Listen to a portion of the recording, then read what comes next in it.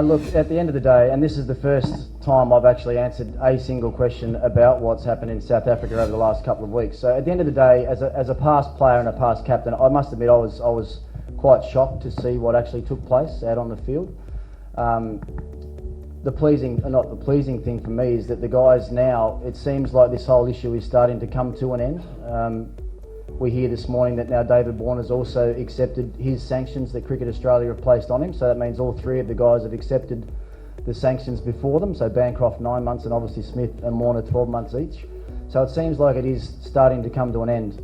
Look, when I was back at home a week and a half ago, if you think it was big news over here, it was just, it was astronomical how big an issue it was in Australia, and rightly so. We as Australians, we like to play the game hard, but we like to play the game fair, and our fans expect that Australian players play that way. And I think the reaction back in Australia was as big as it was because I think the Australian public felt that the Australian players hadn't played the game in a fair way. So I think that's why their reaction was as big as it was. As I said, it seems like it's coming to an end, and that's a good thing for the game's sake. It's a good thing for the players' sake as well, that they can try and get away from it all now, as hard as that's going to be for them. But it's also a good thing for cricket in Australia as well, that now that test series is over, the guys have got a few weeks to get away from it all and then start rebuilding what has sort of collapsed for them over the last couple of weeks. The cultural issue for me is really a really interesting thing, because if you wind the clock back just a couple of months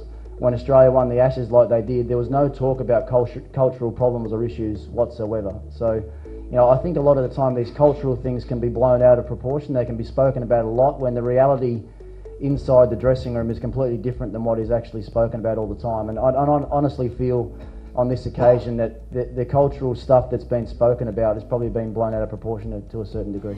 Look, I think it's hypothetical what my stance on it would have been. I think there's a very big picture there for the world game's sake, and Cricket Australia I think have reacted to what the world game pretty much demanded. The world game and the Australian public demanded that these players were dealt with and treated in a certain way.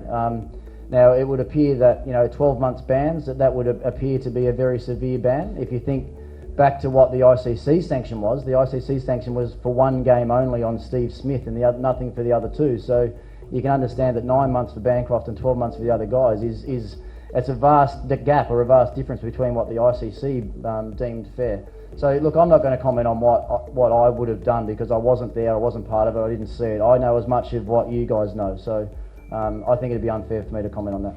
Well, if they think I've been aggressive so far, I haven't even started yet. I think I've tried to be more motivational than anything else. I've just tried to sort of get my points across to the team of how important the team culture and team environment is, and how important hard work is in being well prepared for every single situation that might arise in a game. That's the way I've tried to coach. We've been here for 7 or 8, 9 days now. We have worked hard. We've had a couple of practice games, one which was a great success last night. I think it was 222, played 219, so it was a pretty good game of cricket last night. But the boys have worked hard. They've enjoyed the work that we've done. I think we've been really specific with the way that we've trained. We've got guys understanding the roles that they're going to be playing in our team, which is also important in this T20 game. But more importantly, I want the guys to work hard, but I want them to enjoy what we're doing. And so far, the enjoyment has definitely been there. And we need to take that on the ground. I think just listening to Gotham then, we've got a change room of 25 players that are very lucky to be there. They've got to understand how lucky they are, and when they get their chance to play, they've got to give their absolute all to win games for Delhi, and that's the bottom line. So that's what I'm all about. I'm here to win. I'm here to win the IPL. I'm here to get this group of players as well prepared as they possibly can be for every challenge that we have, and with the skill that we have in our dressing room, I'm sure we can win a lot of games along the way. So that's all I'll be talking to the boys about, and maybe there might be a bit more aggression as the series goes on.